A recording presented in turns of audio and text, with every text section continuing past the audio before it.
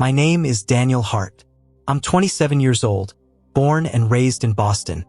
Though these days my life feels like it belongs more to airport terminals and office hallways than to any real home. This is the story I've never told anyone.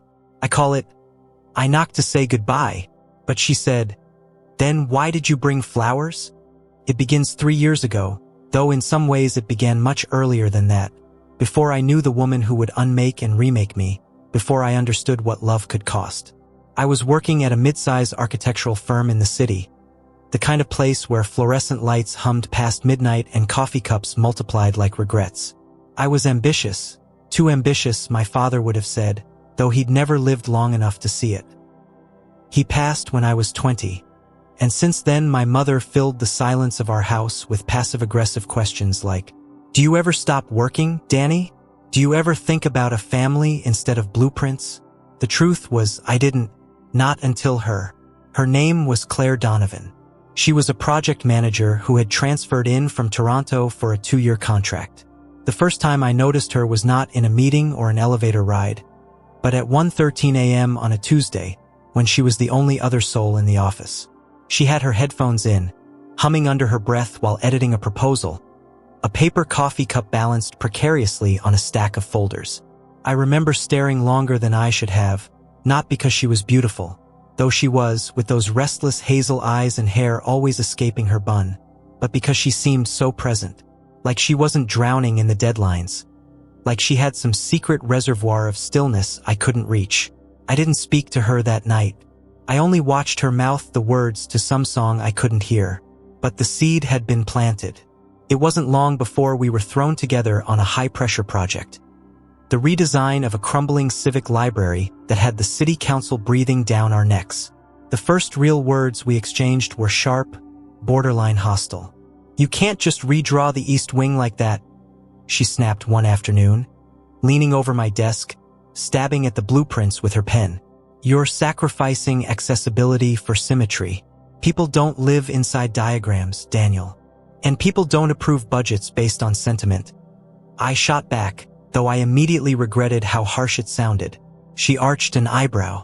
"Maybe try balancing both." From that moment, it was fire and oxygen. Arguments that burned hot enough to leave me staring at the ceiling long after midnight. But beneath the sparring, there was a current, an inevitability. When we weren't fighting, we were laughing. There were coffee runs that turned into long walks, deadlines that stretched into late-night conversations. I learned she'd moved to Boston to escape the weight of her family in Toronto. A mother who expected perfection, a younger sister who had married young and flaunted it like a medal.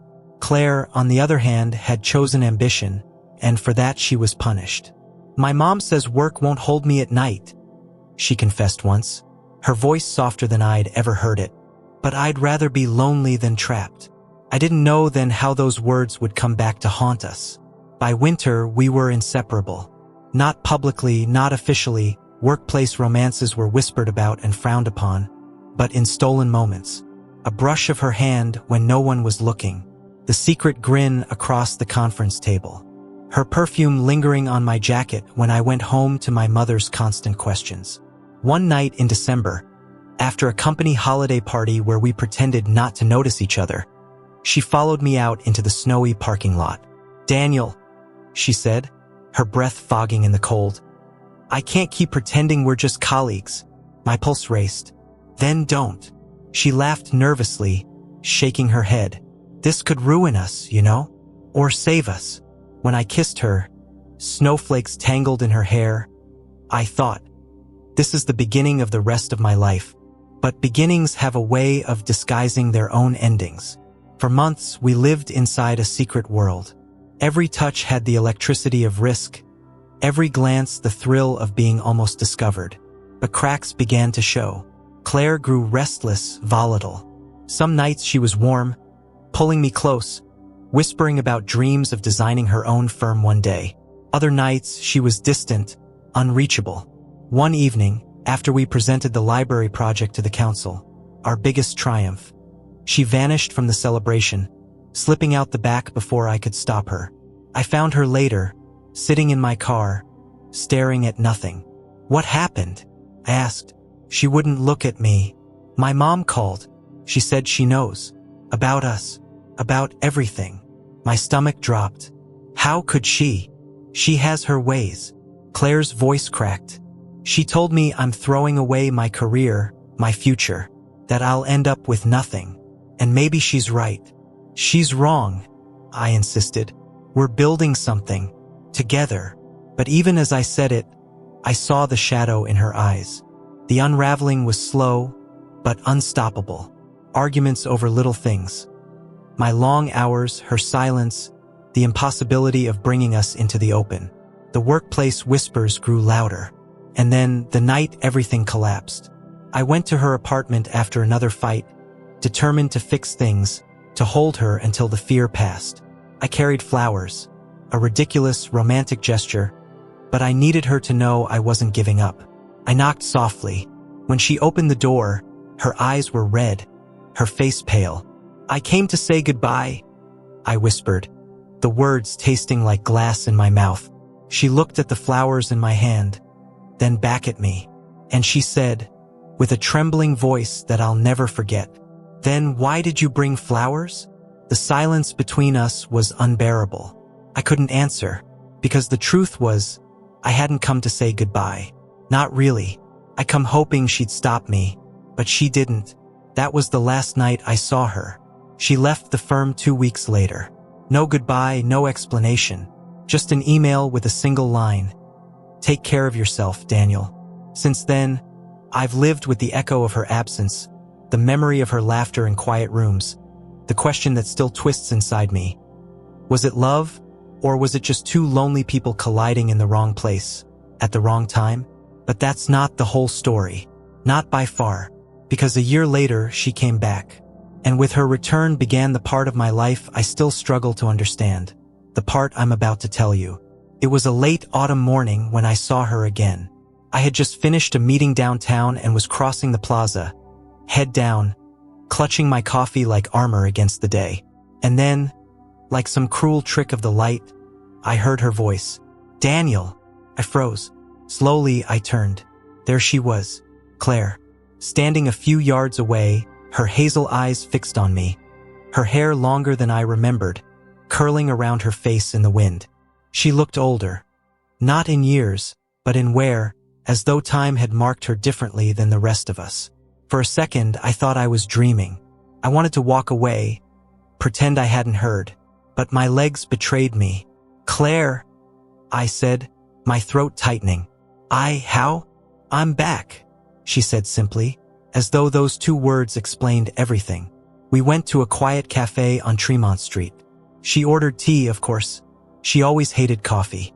I couldn't stop staring at her, like if I blinked she might vanish again. "I took a job here," she said, stirring her cup absently. "Not in architecture. Consulting this time. Different firm." "Why Boston?" I asked. She hesitated. "Because of you." The words hit me like a punch. Part of me wanted to leap across the table, to hold her, to forgive everything. But another part, the part that had nursed the wound of her leaving, wanted to demand answers. "Claire," I whispered. "You disappeared. No goodbye. Nothing. Do you know what that did to me?" She looked down. "I thought leaving would make it easier for you. For both of us. I was wrong." The cafe around us hummed with ordinary life. Cups clinking, steam hissing, laughter from a corner table. But between us, the silence grew unbearable. Finally, she reached across the table, her fingers brushing mine. "Daniel, I made a mistake. I don't want to run anymore." Against my better judgment, I let her back in. We moved slowly at first, careful to avoid old traps. But soon, the old intensity returned. Nights filled with whispered confessions. Mornings with fragile hope. I thought maybe, just maybe, we could rewrite the ending. But then strange things started happening. One night, I came home to find an envelope slipped under my apartment door. Inside was a single sheet of paper with the words, "She will ruin you again." No signature. No return address. My first thought was that it was some sick prank. But more letters followed. Some left at my office desk. One even taped to my car. Always the same theme: warnings, threats, I didn't tell Claire at first. I didn't want to scare her. But when she caught me burning one of the notes in the sink, she grabbed my arm, eyes wide. "Daniel, what is that?" "Nothing," I lied. She didn't believe me. "Show me." Reluctantly, I handed her one of the letters. Her face drained of color as she read. "Oh God," she whispered. "It's my mother." The revelation left me reeling. "Your mother?" I asked, disbelieving. "She's done things like this before," Claire admitted, her voice trembling. "When I was in college, when I dated someone she didn't approve of. Letters, calls, always in the shadows. She thinks she's protecting me." My stomach turned. "Claire, this isn't just overbearing. This is stalking." "I know," she whispered, clutching her arms. "But you don't understand. She'll never stop. She'll destroy us if she has to." For the first time, I saw fear in Claire's eyes. Not the fear of ambition or failure, but of something darker. And yet, part of me wondered if she was telling the whole truth. At work, whispers about me and Claire started again. My boss pulled me aside one afternoon. "Daniel, I don't care about your personal life, but it's bleeding into the office. Clients are noticing. Clean it up." I nodded, but inside I was unraveling. Between the letters, the strain with my mother, who had her own criticisms of Claire, and the weight of secrecy, I felt trapped. One night, I confronted Claire. "Tell me honestly," I said, "did you come back because of me? Or because you're running from something else?" Her eyes flickered. "Both," she admitted. "But mostly you. It should have reassured me. Instead, it unsettled me. Because deep down, I couldn't shake the thought. What if her mother wasn't the only one warning me? What if Claire herself was the danger I hadn't seen coming? The breaking point came on a stormy night in November. I was working late when I received a text from Claire. "Come to my apartment. Hurry." My heart pounded as I raced through the rain, drenched by the time I climbed her steps. I knocked, breathless. The door opened. Claire stood there, shaking, clutching another letter. "It was taped to my window," she whispered, pressing it into my hand. The words made my blood run cold. "If you won't leave him, he will." I looked at her, rain dripping from my hair. "We have to go to the police." She shook her head violently. "No, that will make it worse. Claire, this has gone too far." Tears welled in her eyes. "Daniel, you don't understand. If my mother is behind this, she's capable of more than just letters." The storm roared outside, rattling the windows. I pulled her into my arms, feeling her tremble against me. But even as I held her, one thought clawed at my mind. Was this the truth, or another layer of lies? That night, as I lay awake beside her, I realized something terrifying. I wasn't just in love. I was in danger, and I didn't know whether I was more afraid of Claire's mother or of Claire herself. The storm passed, but the unease it left behind lingered in every corner of my life. Days blurred into nights at the office, and yet, no matter how many deadlines I buried myself in, the letters haunted me. I found myself jumping at shadows, scanning the street before unlocking my car, checking my apartment door twice before bed. Claire tried to reassure me. "She'll tire herself out," she whispered one morning, sliding her arms around me in bed. "She always does." But her voice lacked conviction. And then the first real escalation happened. It was a Tuesday evening. I came home to find my front door ajar.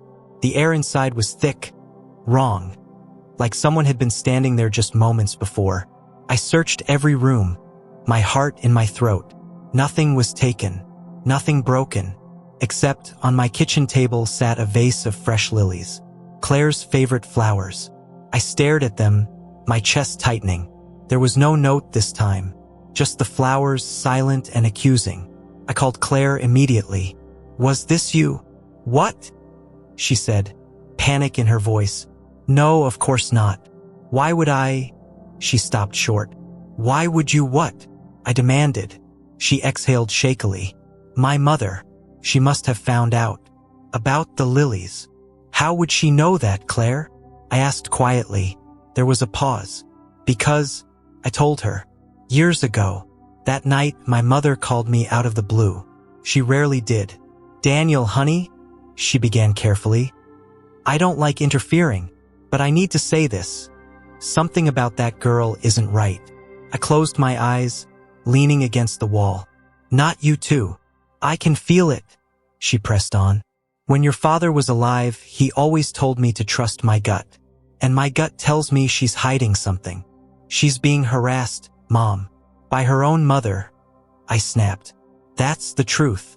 But as the words left my mouth, I felt their hollowness.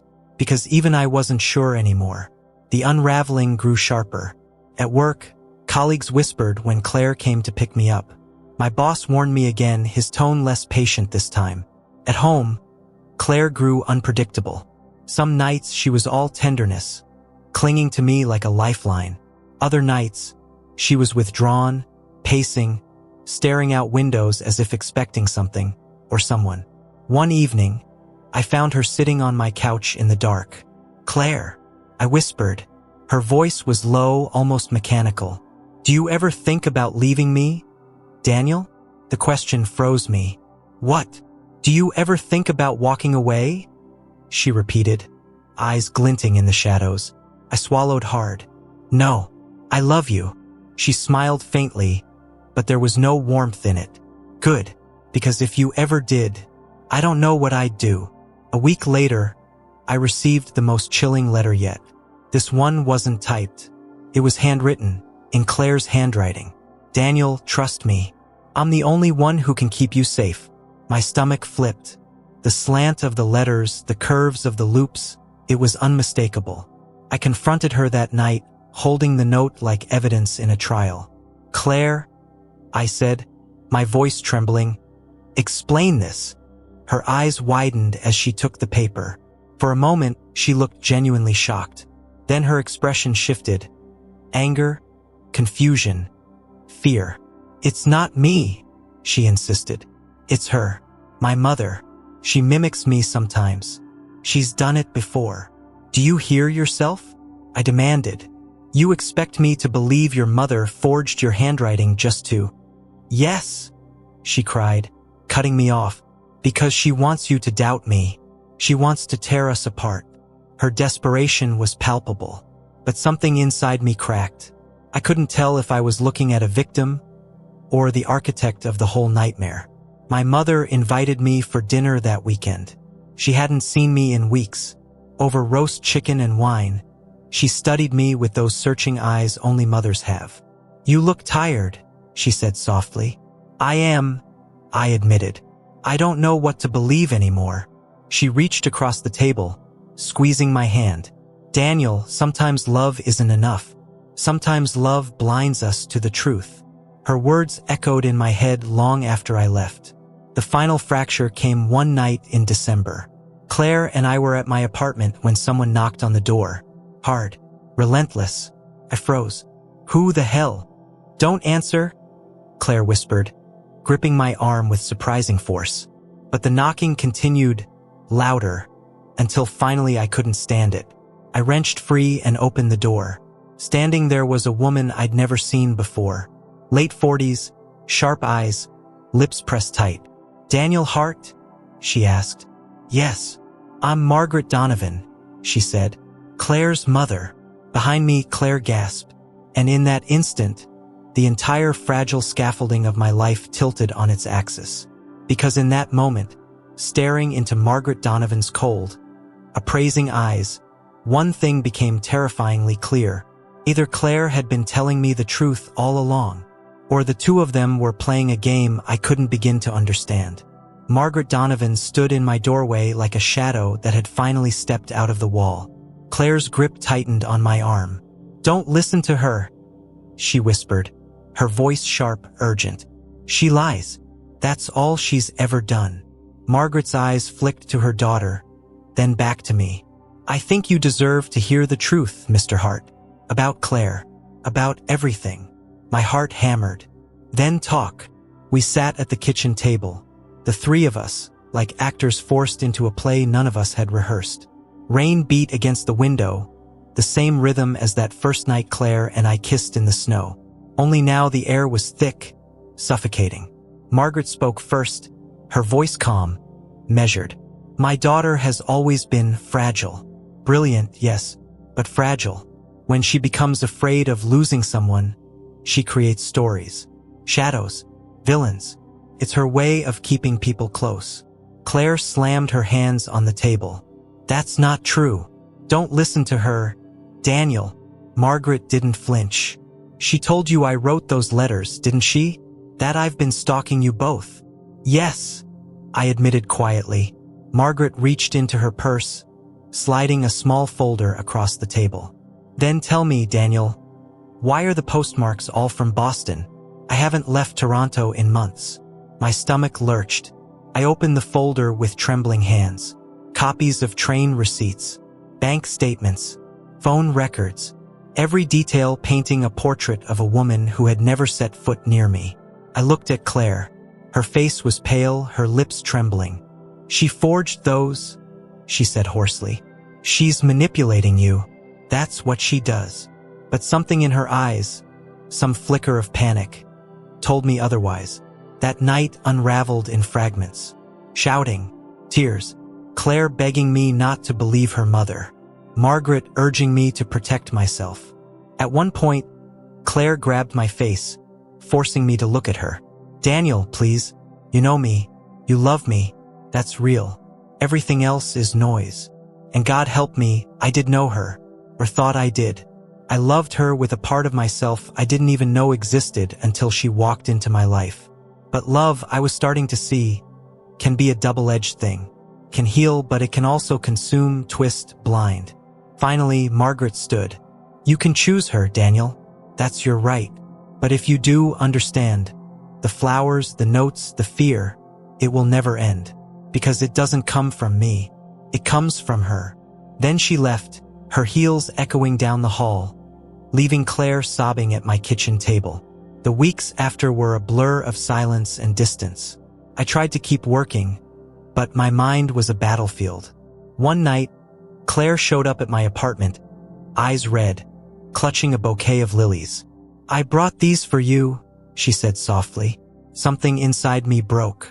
The flowers, the same ones that had appeared in my apartment without explanation, felt like a confession without words. I stepped aside, letting her in. She set the lilies on the table, then turned to me, tears streaming down her face. I'm sorry, she whispered. I never meant to hurt you. I just couldn't lose you. I thought if you believed we had an enemy, we'd fight together. I thought it would keep you close. Her voice shattered me, because it was the truth I had dreaded. Not malice, not manipulation for gain, but desperation born of love twisted by fear. I closed my eyes. Claire, this isn't love anymore. It's something else. Something that's eating us alive. She reached for me, hands trembling. Then why did you bring flowers the night you said goodbye? Her question cut through me like glass. I had no answer, only silence. That was the last night I saw Claire. She left Boston not long after. No letters this time. No whispered promises. Just absence, clean, final. In the years since, I've rebuilt my life. I still work late nights at the firm, still drink too much coffee, still feel my father's absence in every big decision. My mother and I are closer now, though she never says I told you so. She doesn't need to. Sometimes, though, I find myself walking past a flower shop, and without warning, I'll see her again. Snow in her hair, fire in her eyes, the weight of all we could have been pressing down on my chest. This is the story I've never told anyone, because it's not a story about villains or heroes. It's about two people who loved each other so much they mistook obsession for devotion, who mistook fear for passion. What I've learned, the thing I'll carry with me always, is this. Love isn't proven by what you're willing to endure or how tightly you can hold on. It's proven by what you're willing to let go of when holding on means losing yourself. So yes, I knocked to say goodbye. And she asked, then why did you bring flowers? The answer, I think, is that part of me hoped love could conquer anything. But the truth, the lesson, is that sometimes the bravest way to love someone is to leave.